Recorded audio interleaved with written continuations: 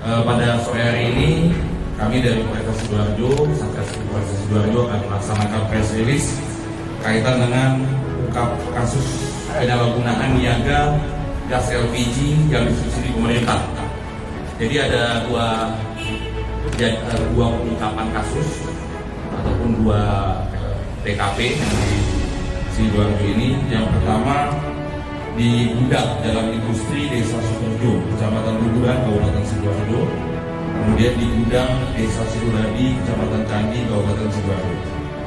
Kasus ini sama, yaitu pasal 40 pasal 9 Undang-Undang Nomor 6 Tahun 2023 tentang penetapan Perpu Nomor 02 Tahun 2022 tentang Cipta Kerja sebagai perubahan atas pasal 55 Undang-Undang Nomor 22 Tahun 2001 tentang minyak dan gas bumi. Dengan ancaman pidana paling lama 6 tahun dan denda paling tinggi 60 miliar rupiah.